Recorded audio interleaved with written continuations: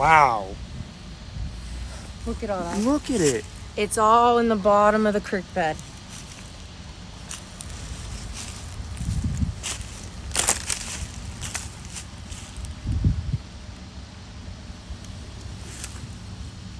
Now look at it.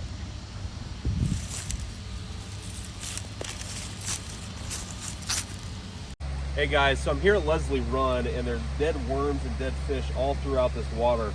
So, something I just discovered is that if you scrape the creek bed, it's like chemical is coming out of the ground. Can you come here and let me just show this to people. I don't know if you're gonna be able to see this in the camera, but watch this.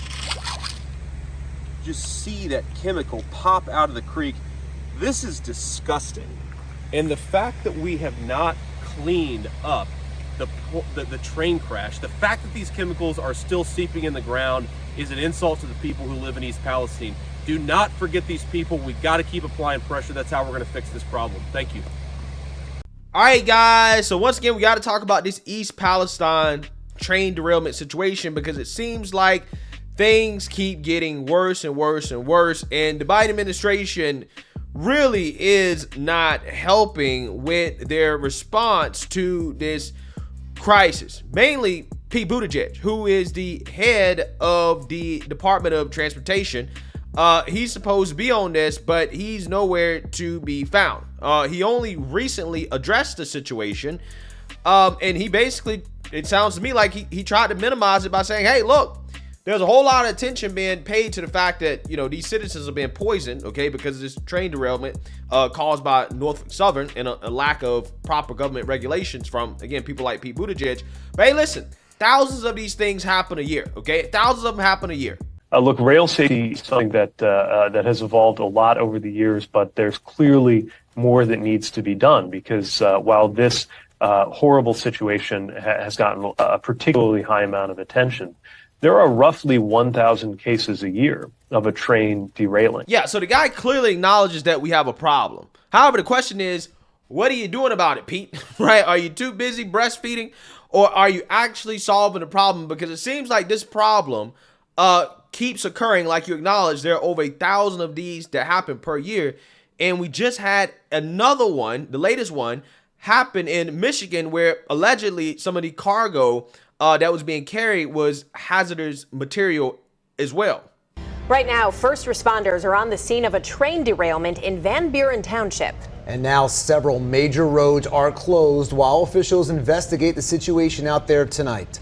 Thanks for joining us on CBS News Detroit at 6 o'clock. We are streaming on the CBS News app as well on Pluto TV. I'm Jeff Skaversky. I'm Shayna Humphreys. State and local officials have been looking into the cause of this derailment and whether there's any danger to the Van Buren community. We're taking you now to the site of the derailment just off Huron River Drive between Martinsville and Haggerty Road. That's where we find our Kelly Vaughn. She joins us live this evening with the very latest on this train derailment. Kelly.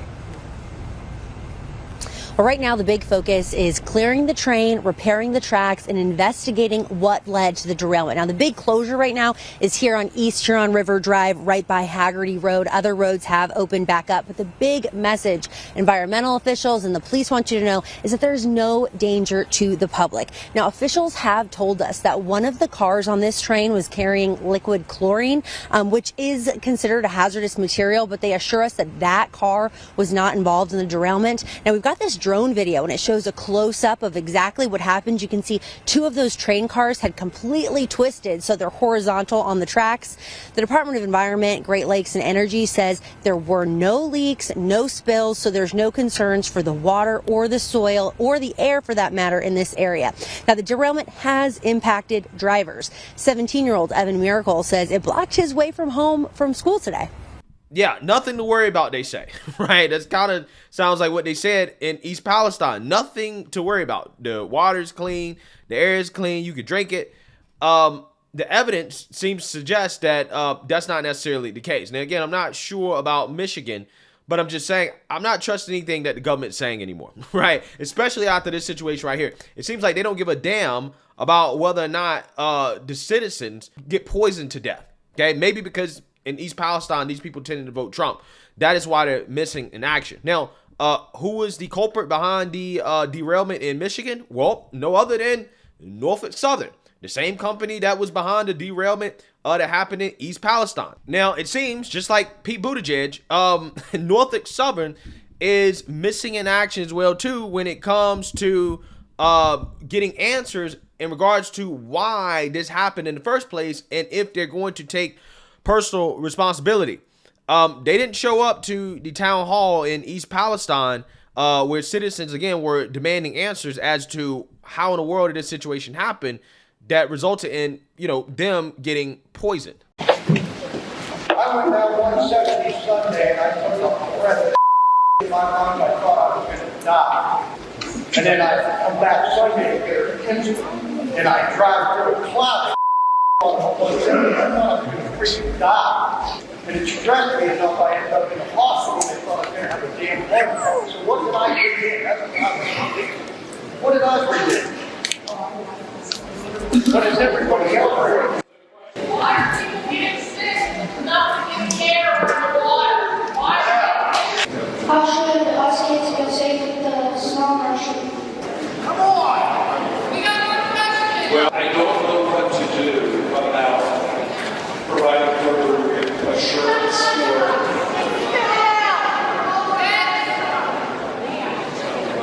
So, I understand we are doing all that can be done to look for the sources of potential contamination.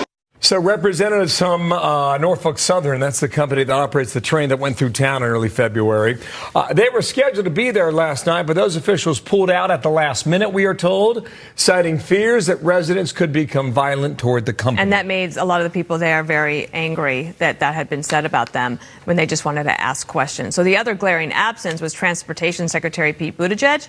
The community wondering why he is missing in action. Well, here's what he had to say.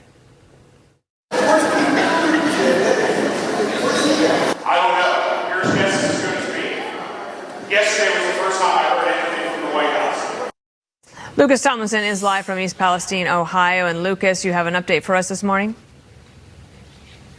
I sure do, Dana. Good morning outside East Palestine High School and Middle School, where school that has been open since Monday, but site of that massive train derailment about 2 weeks ago in eastern Ohio near the border with Pennsylvania. As you mentioned, officials from Norfolk Southern Railway skipping the event last night over fears of their safety. Many of the residents here of 5,000 here in eastern Ohio of fear that toxic chemicals are still being released.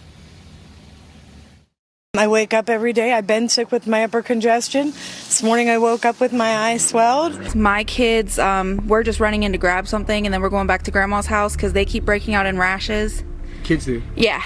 I work by the rail track, and I have experienced headaches and coughing. I try not to go outside because every time I go outside, my throat gets scratchy. Ohio Governor Mike DeWine told Martha McCallum the water here is safe to drink after tests came back negative, but he continued to encourage residents here to continue drinking bottled water and avoid the tap. Many residents say they're still scared. My biggest concerns is ultimately the drinking water, the effects of the drinking water. And I feel like they haven't been truthful with us. I just worry about especially the kids, the young mothers, the pregnant mothers. Biggest concern that I have is with dioxins. Nobody's even talking about dioxins in period. Yeah, so you've seen that, you heard that. Now, what is the Biden administration's response to the citizens of East Palestine actively being poisoned?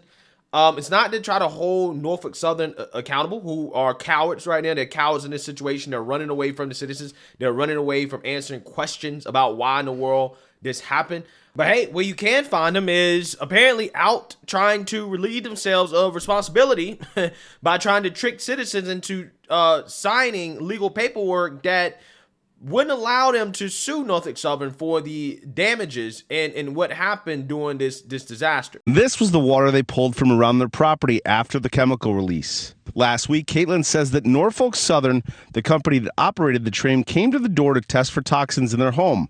But before they could, they would need to sign this document. We were told that they were an independent testing agency. Before they could enter the premises, they handed us a contract.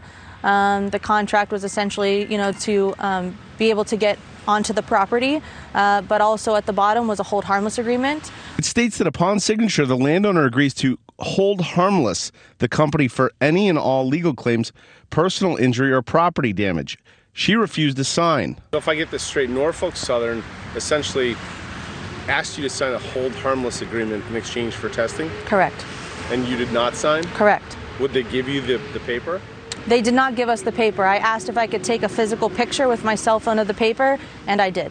Ohio Senator J.D. Vance is outraged. We contacted Norfolk Southern right away, and the answer that they gave us, not joking, was that was an accidental indemnification agreement. We didn't mean to give her that one. We gave her the wrong one. Okay? Come on. The Biden administration's response is to deny disaster relief to those citizens because of technicalities, right? Bureaucracy from the government. So let's read here, because it looks like FEMA is not going to be able to step in and help out in this situation. So let's read here. The White House explained why it turned down Ohio Governor Mike DeWine's request for disaster relief this week in the aftermath of a derailment of a train hauling toxic chemicals.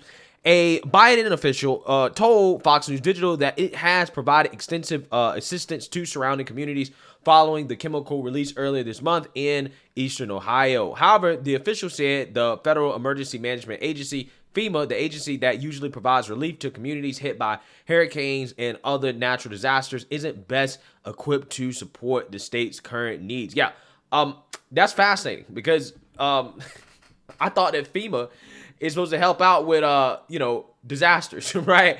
Whether they be natural or man-made, but apparently not in this situation, okay? I mean, I would assume that FEMA would be involved if there was some type of nuclear waste or nuclear type of leakage or something like that. But apparently not. Apparently this doesn't count. We're going to get a little bit more into FEMA in a little bit here. Quote, the Biden administration is mobilizing a robust multi-agency effort to support the people of East Palestine, Ohio. Since February 3rd, the Environmental Protection Agency has had personnel on the ground. The official told Fox News Digital FEMA is coordinating with the Emergency Operations Center, working closely with the Ohio Emergency Management Agency. Quote, but what East Palestine needs is much more expansive than what FEMA can provide. They continue, FEMA is on the front lines where there is a hurricane or a tornado. This situation is different. Well, I mean, you would think in this situation, you would provide all the aid that you can, right? Again, you have citizens actively being poisoned, but hey, they say that FEMA can't help. The official highlighted 4 agencies: the Environmental Protection Agency, Centers for Disease Control, Department of Transportation, and Department of Health and Human Services, that said they are actively assisting local residents on the ground. The comments echoed a statement made Thursday by White House Press Secretary Karine Jean-Pierre, who said the administration's priority was the health and safety of the community. DeWine's office said Thursday that it has been in daily contact with FEMA, but that the agency continues to tell the government that Ohio isn't eligible for disaster assistance. In response, FEMA said it's coordinating with EPA, HSS, and the CDC to support the state. Yeah, so let's actually play a fact check here of FEMA, okay, and what they do, okay, and whether or not they actually can or will provide assistance to the citizens of East Palestine in this disaster. Take a look. Now, a 3 News Verify. We wanted to clear up some mixed messages out there over assistance to East Palestine residents and FEMA's role. Here's Carmen Blackwell. Will the Federal Emergency Management Agency, or FEMA, give assistance to Ohioans after the East Palestine train derailment? We've noticed multiple reports across social media, so let's verify. Here are the sources that we use to confirm: Ohio Governor Mike DeWine, FEMA's Budget in Brief Handbook, and U.S. Senator J.D. Vance. Let's start with the governor. Just this morning, DeWine tweeted that his administration has been in touch with FEMA to talk about the possibility of the state receiving federal support, stating in part, quote, but FEMA continues to advise that Ohio is not eligible for assistance at this time. Now, we did a deep dive into FEMA's website, and here's what we found. In FEMA's 2023 policy for disaster response, it says, quote, through the Disaster Relief Fund, FEMA provides individual and public assistance to state and local governments in order to help families and communities affected by declared disasters to rebuild and recover. FEMA also administers hazard mitigation programs that reduce the risk to life and property from floods and other hazards. FEMA stands ready to provide rapid assistance and resources in emergency situations whenever state and local capabilities are overwhelmed or seriously threatened. Just hours ago, Ohio Senator J.D. Vance visited East Palestine. He says the mix-up with calling in the feds for assistance stems from controversy with officials on who or where to shift the blame of the train's derailment. There's some tension between declaring a federal disaster and having FEMA come in and then shifting the liability of this accident to the federal government as opposed to the train company that actually caused the problem. So, will Ohioans receive assistance from FEMA for the East Palestine train derailment? For now, at least, we can verify no. Carmen Blackwell, 3 News. Now, earlier today, when Governor DeWine spoke with the White House and requested that federal aid from FEMA, he also asked for help from the Department of Health and Human Services and the CDC. NBC News is reporting tonight that the White House is sending teams from both agencies to take a look at health concerns in East Palestine. Yeah, so again, there's a whole lot going on with this situation, guys, but here's what I know, or here's what I believe. I believe that this is a failure of corporate America, okay, on Norfolk Southern, who failed to properly ensure safety and to prevent their trains from derailing. Okay, it seems like they have a train derailing problem.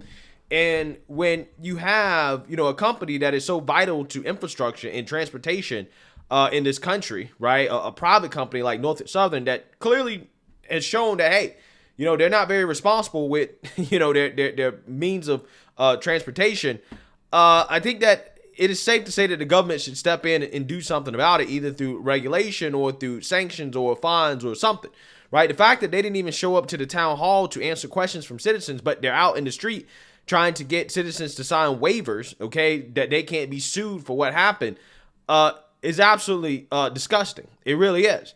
And the Biden administration using technicalities in regards to FEMA funding and aid to say, hey, well, you know what? They can't really help you. We got these other agencies that can help. And that's not to say that the Biden administration isn't helping at all. But you would think that they would give these citizens all the help that they could, get, right? Any type of assistance they need is readily available. I mean, again, we're readily available to give Ukraine all the assistance they need, right? We could just instantly send them $50 billion.